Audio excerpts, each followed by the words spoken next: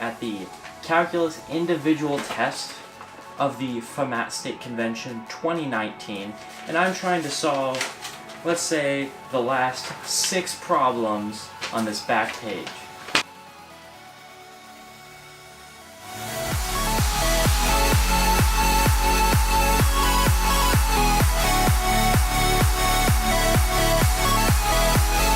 And on to the next problem. Oh boy. Alright, Alright, so we're on to number 26. Now, 26, that's a differential equation. So I won't go into the full derivation of how to use the integrating factor method, but we're just going to apply it here. Basically, that method just says that if you have something that's in the form dy over dx times y f of x, plus, is equal to g of x, then you just set a certain m of x to be equal to e to the integral of f of x dx, and then you multiply everything by mx. So I'm just going to do that to everything, so y times f times m, just using shorthand notation. You get that? Well, when you integrate both sides, this turns into a version of the product rule, and you end up getting that y times m, your m of x function, is equal to the integral of g times m dx. I'm just going to use that here, right? So first off, identify what is my f of x. In this case, it's negative 3 over 2x plus 1.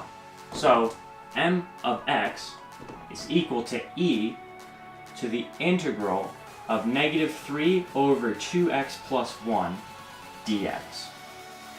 That's simple enough, right? So you factor out a negative 3, just do that easily, pretty, and holy cow, that's just a very simple natural log, right? So the integral of that using the chain rule, so there's going to be a 1/2 because it has to cancel out with the 2, and you're left with e to the negative 3, our initial constant, divided by the 2 as a property of the chain rule, times ln of the absolute value of 2x plus 1, and then there would be a plus c, but since we're just using this as a derivative function, we don't actually have to worry about that really. Do I really want to multiply this by everything? No, that's a mess. But instead what we can do is, using our log properties, we can bring this negative 3 over 2 to be a power of this equation. So this is equal to e to the ln of 2x plus 1 to the power of negative 3 over 2. And if you have e to the ln of something, those cancel out. So you get 2x plus 1 to the power of negative 3 over 2. So that's our m of x. Now using our formula over here, that again, not going to derive here, you can find it online, or you can bug me about it and I'll do it, whatever you guys want to do. So you end up getting y times m, which is 2x plus 1 to the negative 3 over 2, is equal to the integral of g of x, which is 3x squared, times m of x, 2x plus 1 to the negative 3 halves dx. Now, how are we going to integrate this? That's a fancy integral sign. I like that one. Well, I see an x squared out front and something that isn't going to be too hard to integrate on the other side of the multiplication symbol. So we're just going to use good old tabular integration, just repeated integration by parts.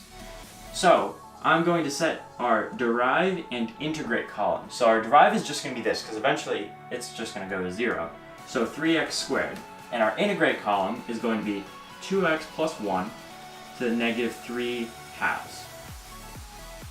So first, I'm going to derive this. This is pretty easy. 6x, 6, and 0, right? And then you make every other term negative. So negative 6 and then negative 0. But how about 2x plus 1 to the negative 3 halves?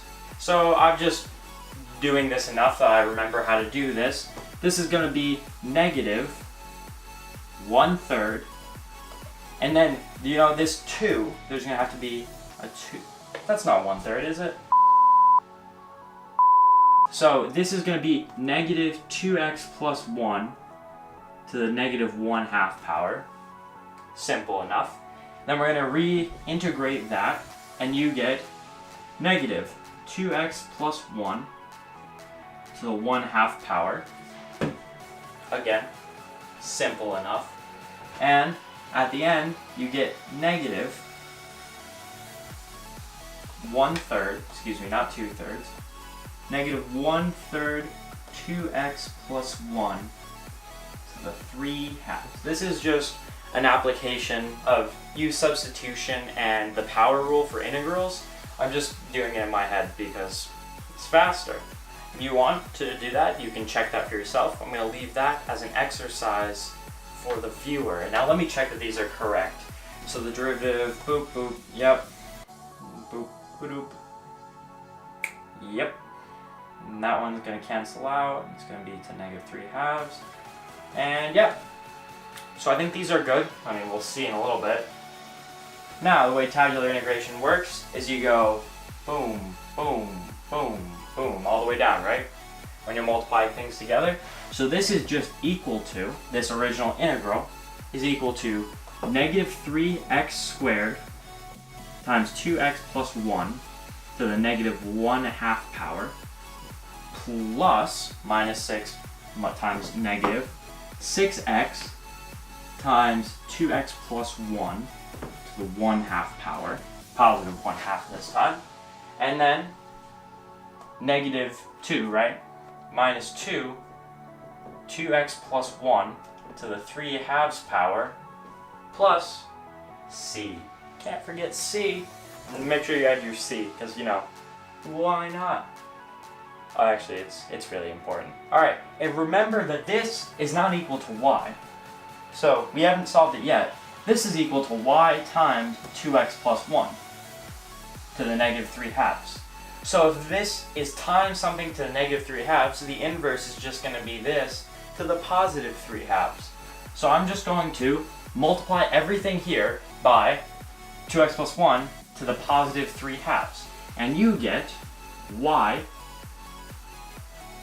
and go like that. So y, multiplying everything, is equal to negative 3x squared times 2x plus 1, and then what power is it going to be?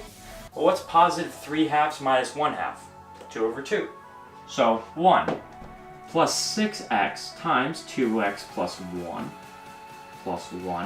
to the 3 plus 1/2 squared, oops, not positive, minus 2 times 2x plus 1, 3 plus 3, 6/2, 3, plus 2x plus 1, negative, or to the positive 3/2 times your constant c.